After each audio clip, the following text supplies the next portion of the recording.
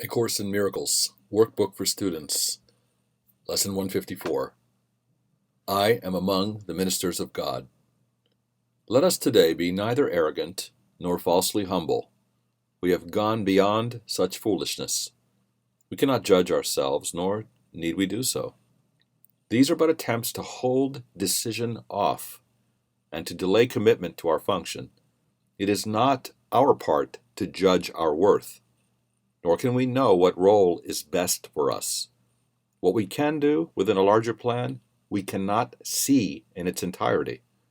Our part is cast in heaven, not in hell, and what we think is weakness can be strength.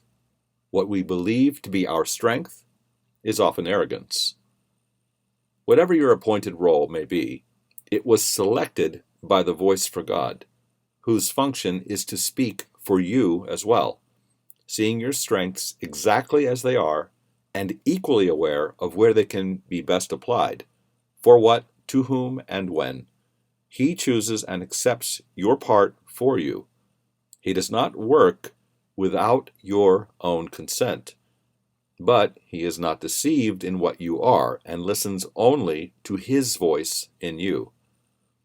It is through his ability to hear one voice, which is his own, that you become aware at last there is one voice in you. And that one voice appoints your function and relays it to you, giving you the strength to understand it, do what it entails, and to succeed in everything you do that is related to it. God has joined his Son in this, and thus his Son becomes his messenger of unity with him. It is this joining through the voice of God, of Father and of Son, that sets apart salvation from the world. It is this voice which speaks of laws the world does not obey, which promises salvation from all sin, with guilt abolished in the mind that God created sinless.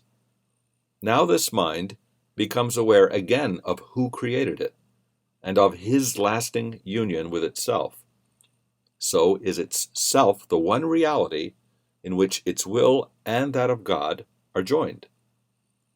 A messenger does not elect to make the message he delivers, nor does he question the right of him who does, nor ask why he has chosen those who will receive the message that he brings.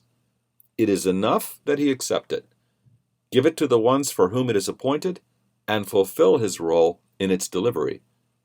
If he determines what the messages should be, or what their purpose is, or where they should be carried, he is failing to perform his proper part as bringer of the word.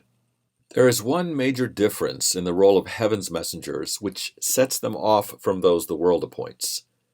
The messages which they deliver are intended first for them, and it is only as they can accept them for themselves that they become able to bring them further and to give them everywhere that they were meant to be. Like earthly messengers, they did not write the messages they bear, but they become their first receivers in the truest sense, receiving to prepare themselves to give. An earthly messenger fulfills his role by giving all the messages away. The messengers of God perform their part by their acceptance of his messages as for themselves, and show they understand the messages by giving them away. They choose no roles that are not given them by his authority, and so they gain by every message which they give away. Would you receive the messages of God? For thus do you become his messengers.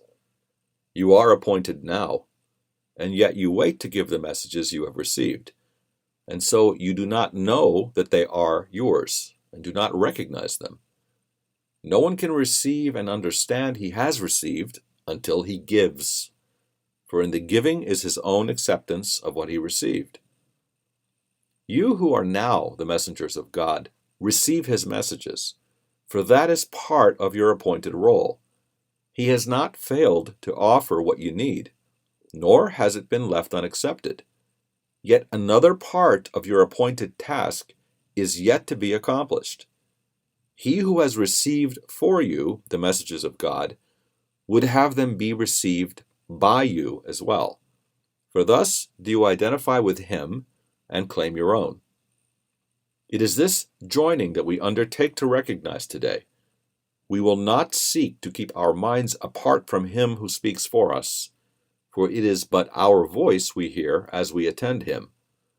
He alone can speak to us and for us, joining in one voice the getting and the giving of God's word, the giving and receiving of his will. We practice giving him what he would have that we may recognize his gifts to us. He needs our voice that he may speak through us. He needs our hands to hold his messages and carry them to those whom he appoints. He needs our feet to bring us where he wills, that those who wait in misery may be at last delivered. And he needs our will united with his own, that we may be the true receivers of the gifts he gives. Let us but learn this lesson for today. We will not recognize what we receive until we give it. We have heard this said 100 ways, 100 times, and yet belief is lacking still. But this is sure, until belief is given it. You will receive 1,000 miracles, and then receive 1,000 more, but will not know that God himself has left no gift beyond what you already have, nor has denied the tiniest of blessings to his Son. What can this mean to you until you have identified with him and with his own? Our lesson for today is stated thus: I am among the ministers of God, and I am grateful that I have the means by which to recognize that I am free. The world recedes as we light up our minds and realize these holy words are true. They are the message sent to us today from our Creator. Now we demonstrate how they have changed our minds about ourselves and what our function is. For as we prove that we accept no will we do not share, our many gifts from our Creator will spring to our sight and leap into our hands, and we will understand what we received.